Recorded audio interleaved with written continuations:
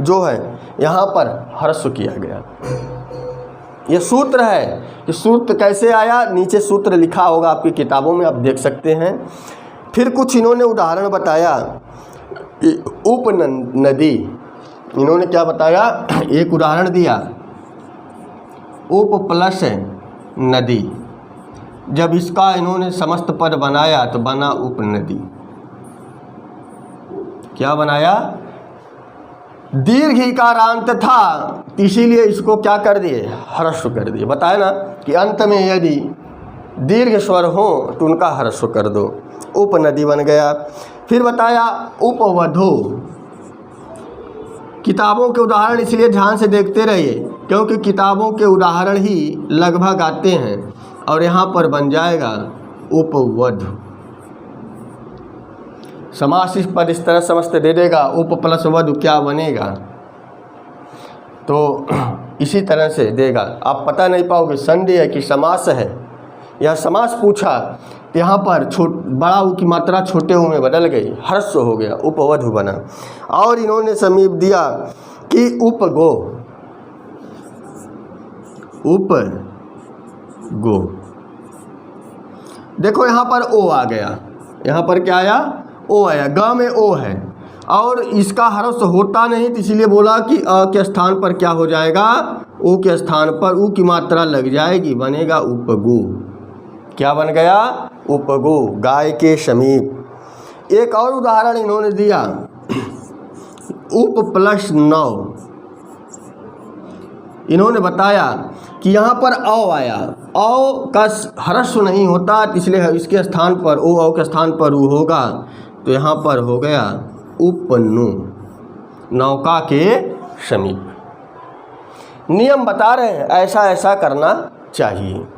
और आगे बताया इन्होंने, दूसरा नियम बताया कि अन में अंत होने वाली संज्ञाएं। अब थोड़ा सा इसको देख लिया जाए कि अन में अंत होने वाली क्या संज्ञाएं होती हैं, अर्थात ऐसे शब्द जो अन से समाप्त होते हैं। जैसे एक शब्द है राजन, आत्मन, क्लियर है, यह अन से समाप्त होते हैं। वही चीज़ यहाँ बताई गई कि जो शब्द अन से समाप्त होंगे, ऐसे समासांत शब्दों के अंत में टच प्रत्यय लगेगा। और ब्रैकेट में लिखा है कि पुल्लिंग और स्त्रीलिंग में नित्य और नपुंसक लिंग में विकल्प से जुड़ने से अन का लोप हो जाता है और टच का अ जुड़ जाता है। इसको थोड़ा सा समझ लीजिए। एक शब्द दिया उपराजन,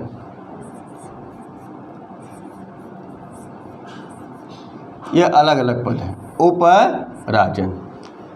जब इसमें हम समास करेंगे तो यहाँ लिखा है राज्ञा समीपे, तो उपराजन प्लस बोला कि जब अंत में है तो टच लग जाएगा।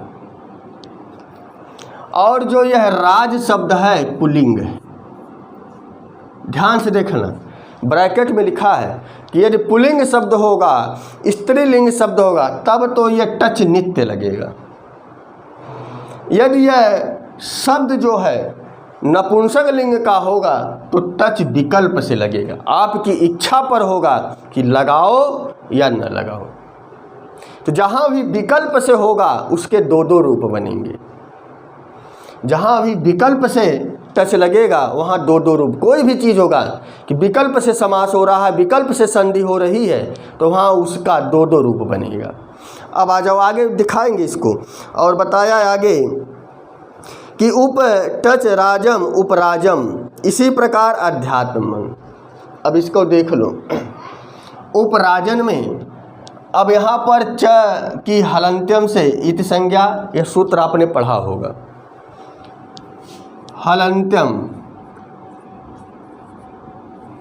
हलंत्यम से इति संज्ञा, उसके बाद तस्य लोपः से लोप कर दिया तो यह च खत्म हो गया, यह च क्या हो गया, चला गया।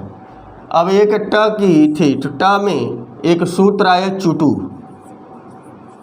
चुटू सूत्र कहा कि यदि यह प्रत्यय के याद में च और ट वर्ण हो तो उनका क्या हो जाए, च वर्ग के वर्ण हो, ट वर्ग के वर्ण हो, तो उनकी इति संज्ञा हो जाए। जब इत संज्ञा होगी तो तस्य लोप से लोप हो जाएगा। तो यहाँ पर बचा अब यहाँ पर उप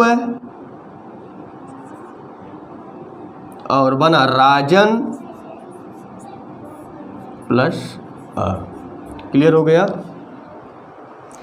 और इन्होंने बताया नीचे देखिए सूत्र लिखा अनस्य कि अनंत अव्ययी भाव समास में टच प्रत्यय लगता है और नस्त तद्धिते से टी अर्थात अन का लोप होगा, फिर टच का अ जुड़ेगा। अब यहाँ एक नियम आया, आपने देखा होगा कि जो पाणिनि महोदय हैं वह जो भी संज्ञाएं करते हैं उनका कुछ ना कुछ प्रयोजन होता है। जो भी संज्ञाएं करेंगे उनका कुछ ना कुछ क्या होगा, प्रयोजन होगा। तो यहाँ पर राजन की टी से राजन में अन की टी संज्ञा हो गई। उन्होंने कहा अंतिम से आदि वर्ण की टी संज्ञा होती है, तो अंतिम से आदि वर्ण की टी संज्ञा होगी तो ज में जो अ था वह नहीं, अंतिम से आदि स्वर की, अंतिम से आदि स्वर की। तो थोड़ा हम राजन को अलग अलग कर लें तो उप र आ ज में अ है और उसके बाद न है। अब इसमें टी संज्ञा करनी है, तो बताया कि टी संज्ञा कैसे होगी। तो यहाँ पर बताया कि जो अंतिम से आदि स्वर की टी संज्ञा होगी और जो टी संज्ञा होगी यदि उसके बाद कोई व्यंजन आएगा उसकी भी टी संज्ञा हो जाएगी, अर्थात इस अन की टी संज्ञा हो गई। जब इसको हम जोड़ देंगे तो बन जाएगा ऊपर र में आ की मात्रा जुड़ गई रा और ज हलंत हो जाएगा, क्योंकि इसमें से अ निकल कर अन की क्या हो गई, टी संज्ञा। अन का लोप हो गया। जब आप वर्ण विचार पढ़ेंगे तो वहाँ पर आपको दिखाई पड़ेगा टी संज्ञा भर संज्ञा। तो उपराज बना। अब उपराज में जब यह जुड़ेगा, यह अ जुड़ेगा तो यह पूरा स्वरांत हो जाएगा, बन जाएगा उपराज। जब उपराज बन जाएगा सु आदि की विभक्ति में यह आएगा तो नया शब्द बन जाएगा उपराजम। क्या बन जाएगा, उपराजम। अभी 60 विधि बताई जा रही कि यह सूत्र लगेंगे तो ऐसा ऐसा होगा। इन्होंने कहा कि अन में अंत होने वाली संज्ञाओं से समासांत टच प्रत्यय पुल्लिंग और स्त्रीलिंग में नित्य होगा और नपुंसक लिंग में विकल्प से होगा। नपुंसक लिंग के लिए आएगा कि नपुंसकात अनत्रस्याम, यह एक सूत्र है लोक सिद्धांत कौमुदी में, आपके बाबूराम सक्सेना के नीचे लिखा है, तो उसकी व्याख्या भी करेंगे। फिर आया उपसीमन। सीम शब्द जो है पुल्लिंग में भी आता है, स्त्रीलिंग, स्त्रीलिंग का भी उदाहरण दिया। तो उन्होंने बताया कि टच लगा बना उपसीम, जैसे उपराज बना, अब नीचे देखते रहिए, उपसीम बना। तो अन कहाँ गया, अन इसी टी संज्ञा हो गई। जब जिसकी टी संज्ञा हो गई तो उसका लोप हो गया, जिसकी टी संज्ञा हो गई उसका लोप हो गया। कि अंतिम से आदि स्वर की, अंतिम से आदि मानी पहले स्वर की टी संज्ञा होती है। अब बताया कि उपसीमन, दूसरा उदाहरण दिया कि जब टच लगाया सीमन में जो अन था वह लोप हो गया, बना उपसीम। उपसीम में जाकर फिर यह अ जुड़ गया, टच में केवल अ शेष बचता है, उपसीम बना। और फिर उसके बाद ये सब नपुंसक लिंग में अव्ययी भाव समास बनते हैं। तो सु आदि की विवक्षा आई, प्रथमा सु आदि की विवक्षा आई। एक सिद्धि प्रक्रिया बताएंगे, सारा मैटर आपको क्लियर हो जाएगा, बना उपसीमम। अब आ जाओ आगे। एक उदाहरण इन्होंने दिया नपुंसक लिंग का, उपचर्मन। चर्म शब्द जो था वह नपुंसक लिंग का था। इसको थोड़ा देख लिया जाए। जो आपका उपचर्मन शब्द था, यहाँ पर केवल अभी एक भूमिका बताई जा रही कि अव्ययी भाव समास ऐसे ऐसे होगा, यह रूप होगा तो यह चीज़ नहीं होगी, यह होगा तो इसका लोप हो जाएगा। इन्होंने बताया, एक शब्द दिया उप और चर्मन। उपचर्म शब्द है लेकिन मूल शब्द ये है चर्मन, अन आया लास्ट में, और यह नपुंसक लिंग का है। यह क्या है, नपुंसक लिंग का है। और इन्होंने पहले ही नियम बता दिया कि टच जो है पुल्लिंग और स्त्रीलिंग में नित्य होगा, लेकिन नपुंसक लिंग में विकल्प से होगा। आप कर भी सकते हो नहीं भी कर सकते हो। तो यहाँ दिया कि चर्मण समीपे टच, चर्मण समी से टच। अब यहाँ पर हमने टच लगा दिया इसके नियम के अनुसार, इसके नियम के अनुसार अनश्च सूत्र से टच प्रत्यय लग गया। और उसके बाद इन्होंने सारी प्रक्रिया धीरे धीरे प्रारंभ की। तो यहाँ पर बना उप, अन का लोप हो जाएगा, बनेगा चर्म, क्लियर हो गया। और उसके बाद यहाँ पर बचा है अ, तो जब इसमें यह जुड़ेगा तो बन जाएगा उपचर्म, क्लियर हो गया। अब बताया कि जब उपचर्म बन गया तो विभक्ति के योग में यहाँ पर म लग जाएगा, नपुंसक लिंग में, एक वचन में बनेगा उपचर्मम, क्लियर है।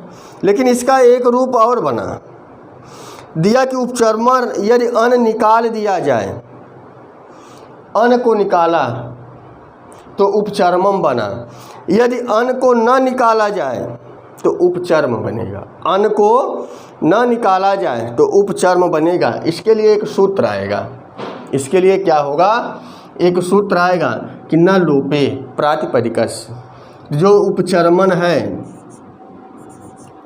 उपचर्मन प्लस टच,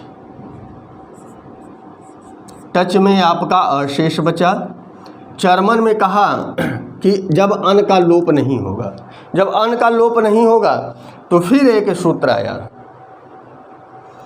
फिर एक सूत्र आया। वह क्या कार्य किया कि उठा कर लाया यहाँ पर ना लोपे से क्या किया, ना का लोप कर दिया, ना का क्या कर दिया, लोप कर दिया। जब ना का लोप कर दिया तो इधर अ था, अ आके जुड़ गया, उप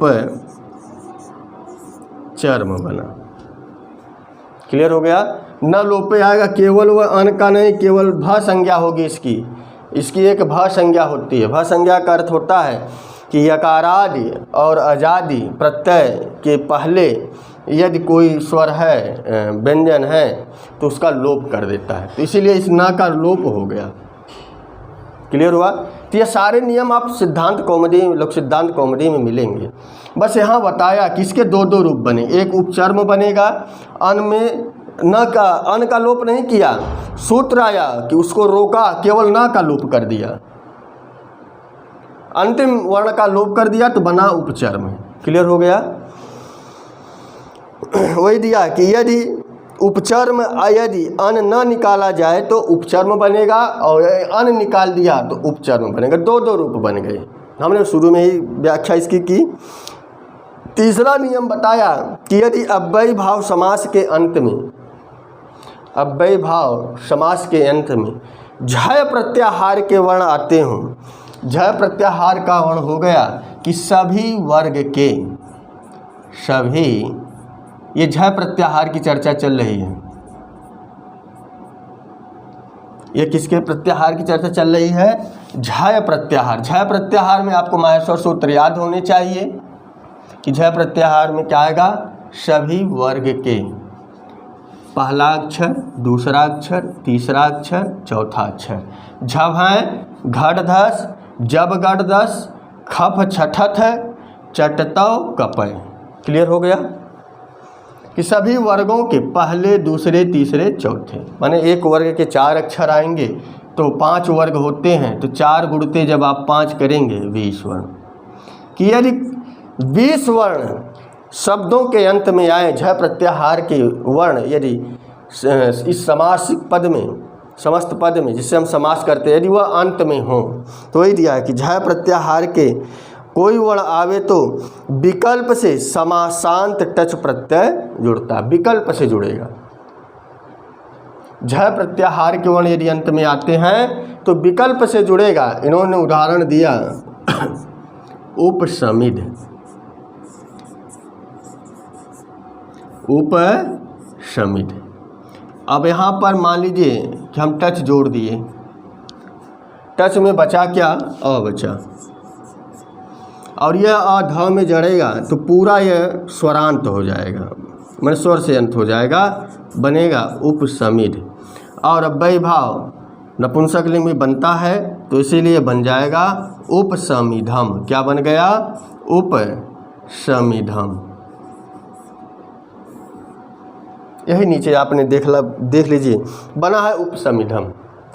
और बताया कि टच के अभाव में जब यह टच नहीं लगाएंगे, जब टच नहीं लगाएंगे तो यह हलंतम से इसका लोप, चुटू से इसका लोप, शेष बचा आ। जब यह प्रक्रिया ही नहीं रहेगी, यह प्रक्रिया ही कट गई तो बना उपसमिध।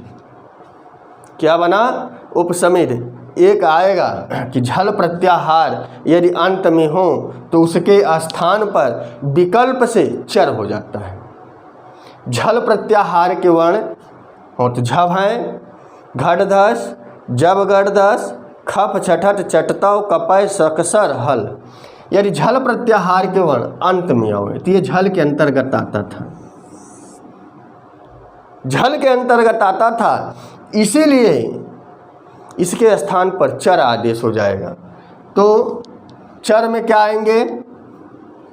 प्रत्येक वर्ग का पहला वर्ण आएगा, क च ट त प।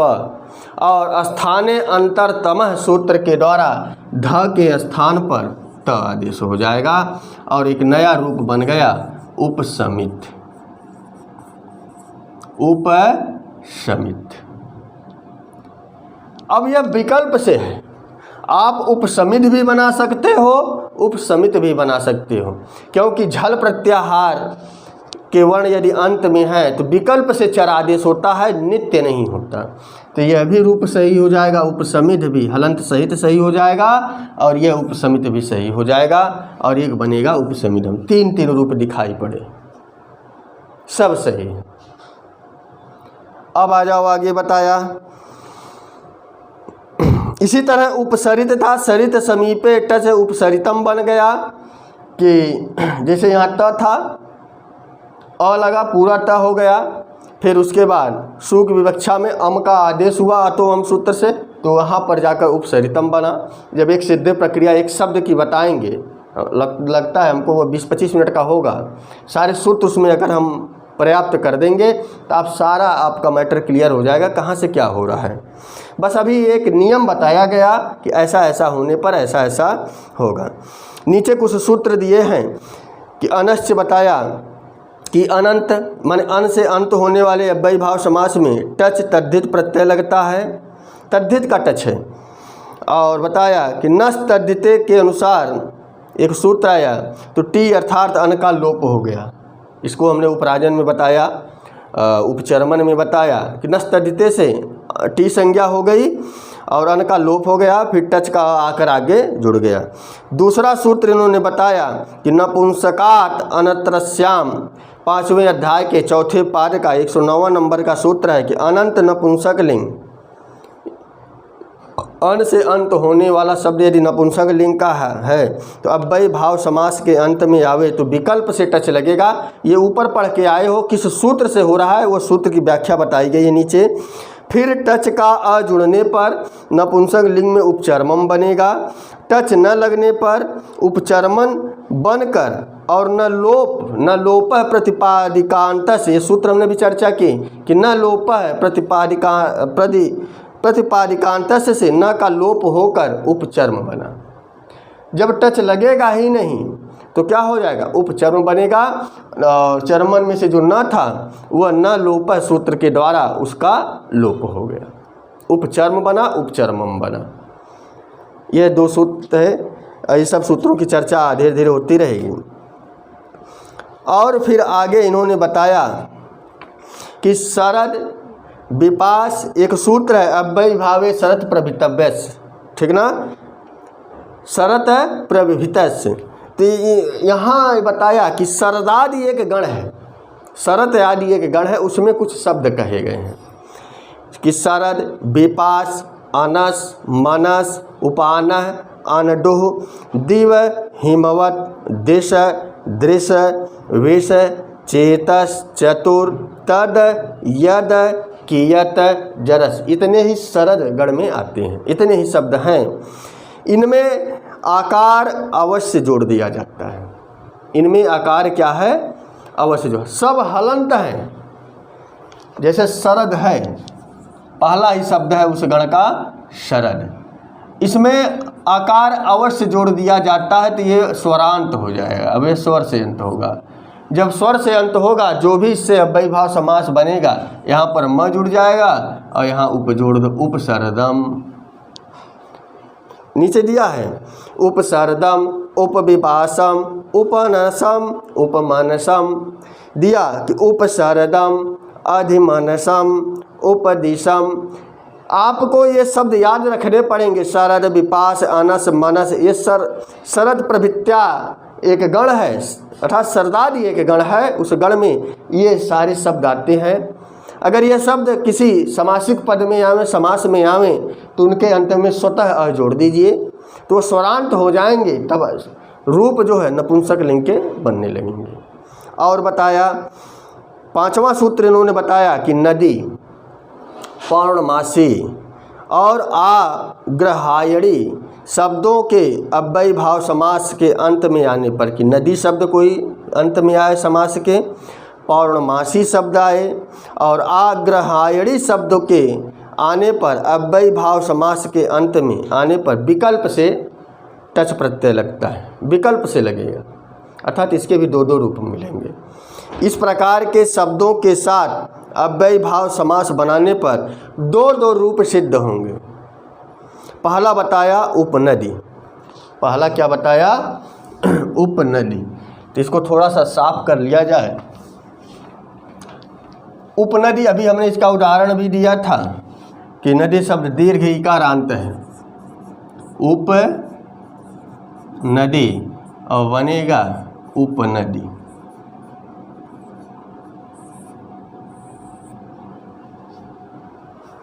क्लियर है? और बताया कि जब हम इसमें विकल्प से होगा, नदी, नदी शब्द क्या है? नदी हो गया, पौर्णमासी हो गया, तो नदी शब्द आया तो इसमें विकल्प से टच भी लगेगा। चलो विकल्प से टच भी लगा लेते हैं। उप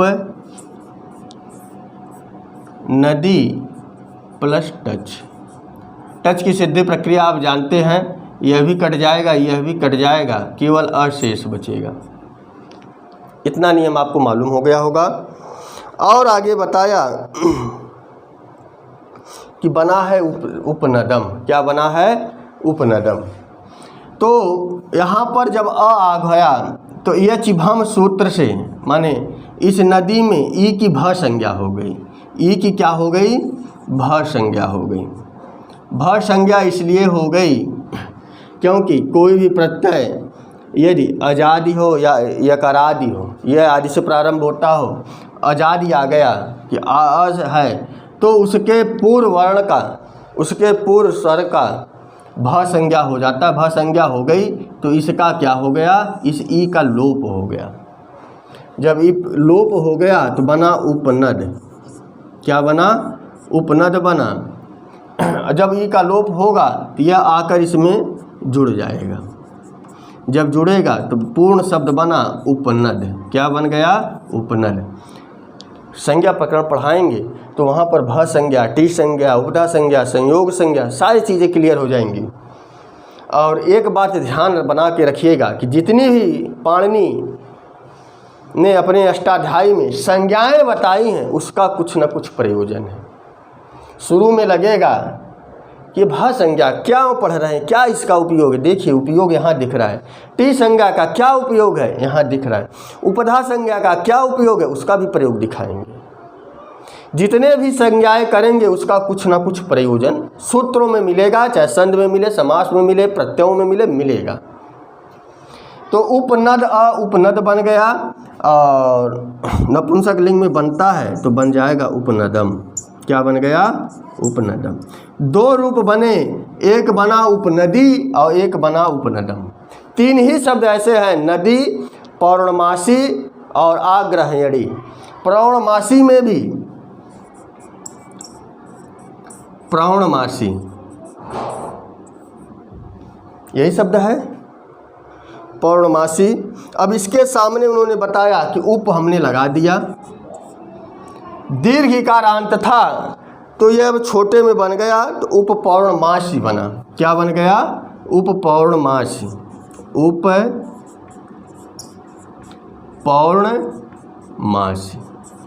ये नियम आपने पढ़ा होगा, ह्रस्व नपुंसककात। ये सूत्र आया था, पहले ही पढ़ चुके हो कि अगर अंत में दीर्घ स्वर है तो उसको ह्रस्व कर दो।